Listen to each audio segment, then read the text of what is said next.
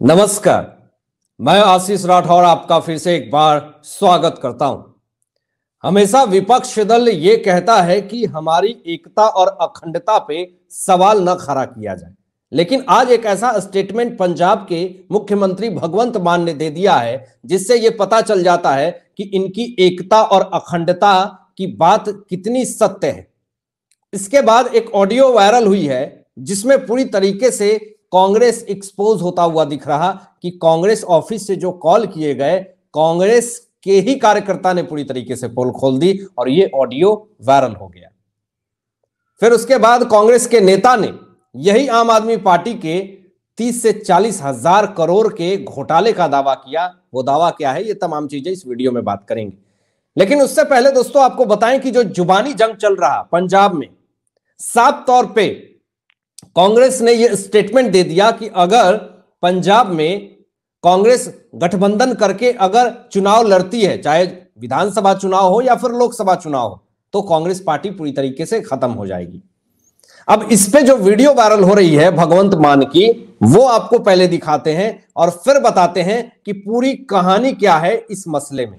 पहले आप इस वीडियो। दिल्ली च मां अपने बच्चे नूं दुनिया की सब तो छोटी कहानी सुना सकती है। एक थी कांग्रेस। पंजाब ते दिल्ली च मां अपने बच्चे नूं दुनिया की सब तो छोटी कहानी सुना सकती है। एक थी कांग्रेस। यही विपक्ष हमेशा कहते हैं कि हमारी एकता और अखंडता पे सवाल ना कीजिए। अरे क्यों ना सवाल करें? आप सबसे छोटी कहानी सुनाते हैं और कहते हैं एक थी कांग्रेस। इससे तो यह पता चलता है कि इनकी एकता और अखंडता कितनी है, यह आप अनुमान लगा सकते हैं। लेकिन अब जब आम आदमी पार्टी की तरफ से इतना बड़ा स्टेटमेंट आया तो फिर पवन खेरा कांग्रेस के नेता चुप्पी कैसे साध सकते हैं? उन्होंने भी पलटवार कर दिया। लेकिन पहले जो जुबानी जंग चली, यहां पे देखिए कि इंडी अलायंस में पूरी तरीके से फूट आ गई है और भगवंत मान ने जो कहा कि एक थी कांग्रेस, इससे अब पवन खेरा, ये देखिए ये है पवन खेरा, और इन्होंने जो स्टेटमेंट दिया वो आपको दिखाएं। लेकिन ये बात कहना भगवंत मान के तरफ से कि दिल्ली से पंजाब तक कोई भी मां अपने बच्चे को सबसे छोटी अगर कहानी सुनाएगी तो वो ये कहानी है कि एक थी कांग्रेस। अब इस पे पूरी तरीके से जो विवाद खड़ा हुआ, इससे अब अरविंद केजरीवाल का भी दिमाग काम करना बंद कर दिया। जिस तरीके से भगवंत मान ने पूरा टारगेट कर लिया इंडी अलायंस को, कांग्रेस को, एक्सपेक्ट नहीं था कांग्रेस के तमाम नेताओं को। एक तो सीट शेयरिंग को लेकर के एक सही लेवल नहीं बैठ पा रहा, और दूसरी तरफ यह वाद विवाद चल रहा। इस कारण से इंडी अलायंस में पूरी तरीके से फूट आ गई। पूरा इंडी अलायंस जो है वो मुंह फुला करके बैठा हुआ है। क्या कैसे हम लोग एक होने की बात करें? ये इंडी अलायंस एक करने की बात करते हैं और दूसरी तरफ एक थी कांग्रेस यानी पूरी तरीके से कांग्रेस को भारत से मुक्त करने की बात कर रहे हैं। तो सोचिए कहां से एकता और अखंडता है। लेकिन इस पे पवन खेरा ने क्या टिप्पणी दी, जरा देखिए। पवन खेरा कहते हैं कि आपके और मोदी जी के विचार कितने मिलते हैं। पहले इनके स्टेटमेंट को देखिए और आगे कहते हैं कि दोनों का सपना कांग्रेस मुक्त भारत का है, दोनों मुंह की खाएंगे। वैसे एक भोजपुरी पिक्चर का नाम है एक था जोकर, आपने तो देखी ही होगी। ये पलटवार करते हुए पवन खेरा ने भगवंत मान पे टिप्पणी करी। सबसे पहले सवाल मेरा पवन खेरा जी से यह है कि इस वाद विवाद में मोदी जी कहां से आ गए? मोदी जी को कैसे आपने टारगेट कर लिया? आपकी बहस हो रही है आम आदमी पार्टी से, विपक्ष इंडी अलायंस में कांग्रेस नेता, आप तमाम लोग सिर पकड़ के पीटिए। लेकिन इसमें कहां से बीच में आ गए नरेंद्र मोदी जी? ये बहुत बड़ा सवाल है जो खड़ा हो रहा। दूसरी तरफ ये बात बिल्कुल आपने सही कहा कि मोदी जी के विचार जो है वो आम आदमी पार्टी से नहीं मिलते, और ये बात सत्य भी है क्योंकि आम आदमी पार्टी के विचार अलग हैं और नरेंद्र मोदी जी के विचार अलग हैं और कांग्रेस के भी विचार अलग हैं।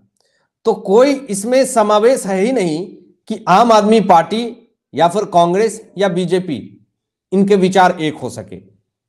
और जो आपने जोकर की बात कही, एक था जोकर, तो ये बात तो बिल्कुल सही कही आपने। अब जो जोकर वाली बात कही, तो क्या अरविंद केजरीवाल को इन्होंने जोकर शब्द से सम्मानित किया? तो एक तरफ जोकर और एक तरफ पप्पू, दोनों मिलकर क्या राजनीति करेंगे?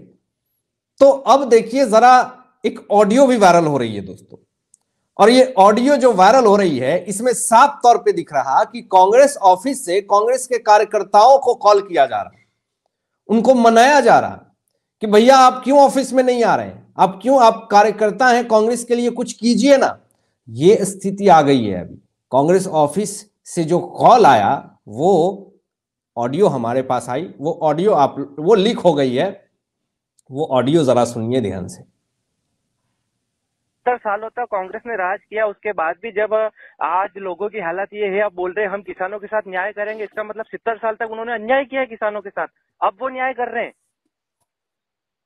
माफी चाहूंगी सर, इस विषय में मैं आपसे अधिक चर्चा नहीं कर अधिक पाऊंगी। चर्चा आप कर ही नहीं सकते, उनको बोल देना वो तो घर बैठे रेस्ट करे, रेस्ट करने का टाइम है। अभी लोग राष्ट्रवाद की तरफ चल रहे हैं, सब राष्ट्रवाद के लिए वोट करेंगे, मोदी के लिए वोट करेंगे, और उनको बोलो कांग्रेस वालों को आराम करे, देश को बहुत लूटा 70 सालों तक, लोग अब बेवकूफ नहीं है, अब उनको लोग मौका नहीं देंगे। और कर्ज माफी आपका ढकोसला है, मेरे खुद के पैसे थे 52,000 रुपए, उसमें से 17,000 रुपए मुझे अभी भी जमा कराना है, तुम 2-2, 3-3 हजार रुपए माफ करके लोगों को बेवकूफ बना रहे हो। 2 लाख माफ करने की बोला था, 2 लाख किसी के माफ हुए नहीं। लोगों को ये ढोंग धसूले मत दो, लोग सब समझदार हो गए, उनसे बोलो आप तो घर बैठो आराम करो। कौन से ठीक है ना? कौन से एरिया से बात कर रहे हैं सर? आपने किसको फोन लगाया? फोन तो आपने लगाया, आपको जानकारी होना चाहिए किसको लगाया फोन आपने, आपको मालूम ही नहीं आप फोन लगा रहे हो। नंबर है ना सर? नंबर कहाँ से लिए हमारे मेरे? पास सिर्फ आपका नंबर है। मेरे नंबर कहाँ से लिए सर ना? ये तो ऑफिस में हमारे पास डेटा आया है आपका सर। आपका डेटा आप किसने दे दिया आपको डेटा? मेरे बिना पूछे मेरे नंबर का डेटा कैसा? मैं आपको फोन लगा दूं बिना पूछे तो आप नाराज हो जाओगी। क्यों लगा रहे हो आप मेरे को फोन? फालतू लोगों को परेशान कर रहे हो। फोन लगा के कांग्रेस को वोट दो, क्यों दे कांग्रेस को वोट? क्या किया कांग्रेस ने? फालतू पूरे देश को लूट के खा गए, मचा लिया, दुनिया भर की लूट मचा रखी है। आप तो फोन वोन लोगों को लगाओ मत, परेशान आप खुद भी मत हो, लोगों को मत करो, लोग सब समझदार है, कर लेंगे वो तो सब। समय देने के लिए धन्यवाद। धन्यवाद आपका भी। तो कांग्रेस की अभी ये स्थिति हो गई है, ऑफिस से आम नागरिकों को, कार्यकर्ताओं को ये फोन करके कहा जा रहा कि आप आइए, आप हमसे मिलिए, काम कीजिए कांग्रेस पार्टी के लिए। तो 70 सालों से किस तरीके का आपने हाल कर दिया भारत देश का, अब ये एक एक देश की जनता जो है वो जान रही है। अब आपके पास कोई ऑप्शन है नहीं। अब देखिए कि कांग्रेस की ऐसी हालत जो हुई है, उन्होंने जो कुकर्म किया उसका फल इन्हें मिल रहा है। देखिए इन्होंने क्या किया। ये कर्नाटक के पूर्व मंत्री हैं कांग्रेस नेता होलालकेरे अंजने। इन्होंने मुख्यमंत्री सिद्धारमैया की तुलना भगवान राम से कर दी है और कहा है कि भाजपा के राम की पूजा करने के लिए अयोध्या जाने की जरूरत नहीं है।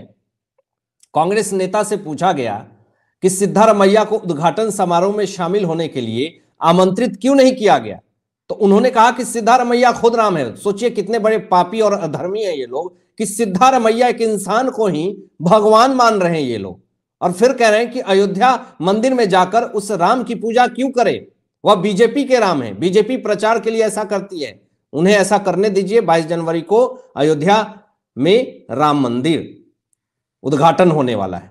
तो सोचिए कितने बड़े और पापी किस्म के ये लोग हैं कि एक इंसान की तुलना भगवान से कैसे कर सकते हैं ये लोग। इस पृथ्वी पे सबसे बड़ा पापी वही है जो एक इंसान की तुलना भगवान से कर देता है। और ये कहने का क्या मतलब कि बीजेपी के लिए राम है, ये पूरे देश के लिए राम भगवान है, यानी कांग्रेस के लिए एक आम इंसान की पूजा करी जाएगी अब, जिसका खुद कोई ठिकाना नहीं है, जिसकी सरकार कब है नहीं है खुद नहीं पता, अपना जीवन का पता नहीं, वो इतना अभिमान कर रहा और सीधा राम भगवान पे सवाल खड़े कर रहा। पर आम आदमी पार्टी के तरफ से जो जुबानी जंग चल रही है, आरोप प्रत्यारोप का खेल चल रहा है। अब कांग्रेस नेता सिद्धू ने जो बड़ा स्टेटमेंट दिया, नवजोत सिद्धू ने, वो जरा सुनिए, वो सुन करके आपके दिमाग जो है वो खड़े हो जाएंगे। ये एक्साइज पॉलिसी के बहाने केजरीवाल पे निशाना साधा गया है दोस्तों, और ये कांग्रेस नेता सिद्धू ने बहुत बड़ा दावा कर दिया है। और इस दावे के बाद से मैं दावा कर सकता हूं कि अरविंद केजरीवाल की अब ज्यादा दिन तक जो है वो आजाद नहीं घूम पाएंगे। देखिए जरा सिद्धू ने क्या कहा। सिद्धू बताते हैं कि शराब पॉलिसी से, शराब घोटाले से 300 से 400 करोड़ रुपए का घोटाला नहीं होना तय था, जबकि 30 से 40 हजार करोड़ का घोटाला होना था। ये पॉइंट को नोटिस कर लीजिए दोस्तों, अपने दिमाग में बैठा लीजिए। यहां साफ तौर पर खुलासा किया गया कि अगर शराब नीति वापस नहीं ली गई होती तो अरविंद केजरीवाल 30 से 40 हजार करोड़ रुपए का घोटाला करने वाले थे, क्योंकि यह पॉलिसी लंबी चलनी थी। पुरानी पॉलिसी के समय राज्य की शराब की 7,807 करोड़ रुपए की सेल है, इसमें मुनाफा 3378 करोड़ का है, जबकि नई पॉलिसी से सेल 13,500 करोड़ की सेल हो गई। सोचिए, तो यह है आम आदमी पार्टी, जो कि हजारों हजार करोड़ रुपए का घोटाला करने का इनका प्लान था। सिद्धू कांग्रेस नेता के हिसाब से जो इन्होंने स्टेटमेंट दिया, जो इन्होंने बयान दिया, अब इससे क्या उम्मीद कर सकती है दिल्ली की जनता कि ये दिल्ली के जनता का सेवा करेंगे? ये मानने वाली बात है क्या? अब आप क्या सोचते हैं? इन तमाम मुद्दों पे अपने विचार व्यक्त कीजिएगा और ऐसे ही लेटेस्ट अपडेट पाने के लिए इस चैनल को सब्सक्राइब करके बेल आइकन प्रेस कर लीजिएगा और अपने दोस्तों में शेयर कीजिएगा। Thanks for watching my video. जय हिंद,